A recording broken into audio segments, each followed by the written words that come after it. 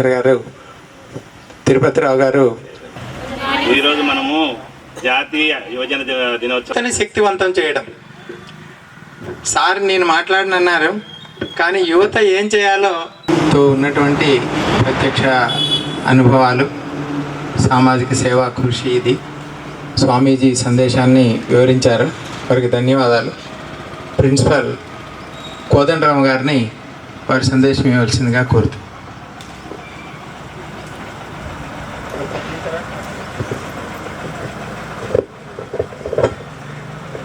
నేను బసవాజు వెంకటేశ్వర్లు, టీచర్. నేను ఇక్కడే ఉంటా.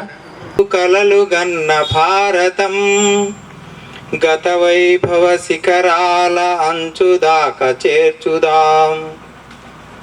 ఇహపరాలతో కూడిన జీవనమే మన లక్ష్యం.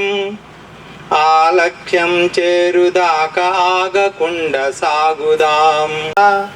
ఒక్కు నరాలే ఉద్యమ స్ఫూర్తి ప్రేరకాలుగా, విలాసాల మత్తు వదలి వివేకుని బాట నడిచి స్వాభిమాన భారతాన్ని జగతిలోన నిలుపుదాం.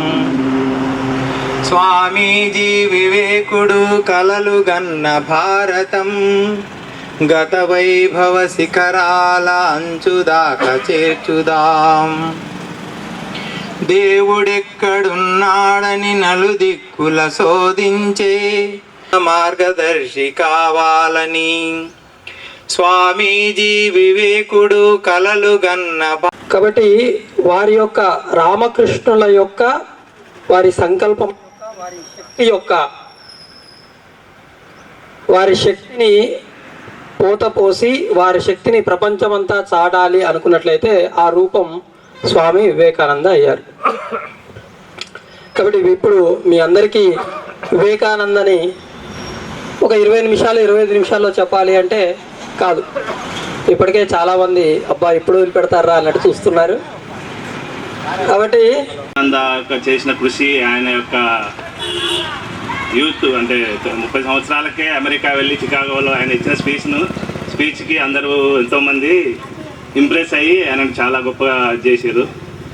అలాగే యూత్ యొక్క పాత్ర, ప్రతి దేశం అభివృద్ధిలో యూత్ యొక్క పాత్ర మెయిన్ ఇంపార్టెంట్. యూత్ మంచి దారిలో వెళ్తేనే దేశం కూడా మంచి దారిలో ముందుకు వెళ్తుంది. అందుకే ఇప్పుడు నేను యూత్కి చెప్పదలసింది ఏంటంటే, ముఖ్యంగా మా డిపార్ట్మెంట్ తరఫున ఇప్పుడు రోడ్ సేఫ్టీ తీసుకోండి. రోడ్ సేఫ్టీలో ఏంటిది, యూత్ ఎక్కువ యాక్సిడెంట్లు, ప్రమాదాలు జరుగుతున్నాయంటే 90% యూత్ వల్లనే. అంటే వాళ్ళు తెలియక నడపడము, పూర్తి అవగాహన ఉండదు రోడ్డు నియమాల పట్ల, తర్వాత రోడ్ సైన్స్ తెలియదు. అట్లా యూత్ ఏంటంటే అన్నీ తెలుసుకొని ట్రైనింగ్ అయ్యి రోడ్డు మీదకి వస్తే ప్రాబ్లం ఉండదు. కొంతమంది తెలియక తల్లిదండ్రులు ఏంటంటే మైనర్లకు ఇచ్చేస్తారు, వెహికల్ ఇస్తారు. వెహికల్ ఇచ్చేసి మా అబ్బాయి నడుపుతుండు 10 సంవత్సరాలు 12 సంవత్సరాలు గొప్పగా చెప్పుకుంటారు, కానీ దాని వెనకాల ఏమైనా జరిగిన రోజు ఎంతమంది బాధపడతారు అనేది వాళ్ళకి తెలియదు. ఏదైనా కానీ ఒక పని చేయాలంటే దానికి ఒక వయసు ఉంటుంది. ఆ వయసుకు వచ్చినప్పుడు ఏంటంటే వాళ్ళకు ఆలోచన శక్తి అనేది పెరుగుతుంది.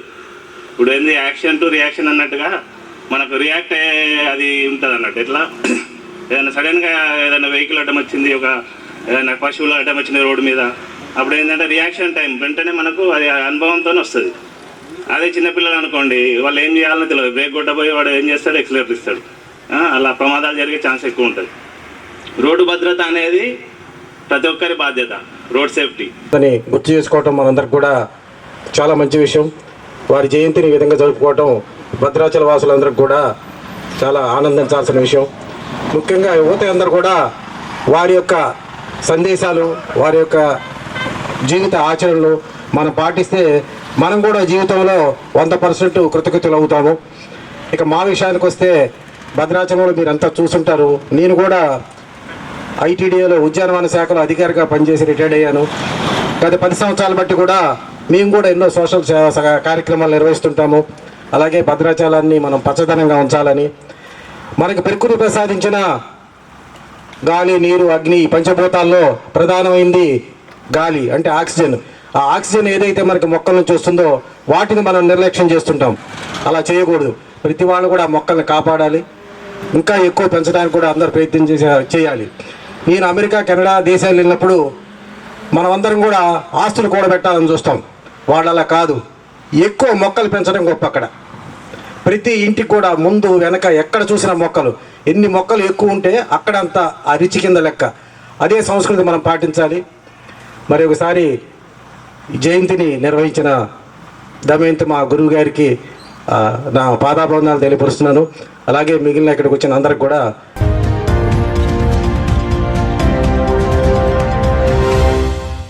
ప్రియమైన 8TV ప్రేక్షకులారా, 8TV తాజా వార్తల నోటిఫికేషన్ మీ దరికి ఎప్పటికప్పుడు చేరాలంటే ఇప్పుడే 8TVని సబ్స్క్రైబ్ చేయండి.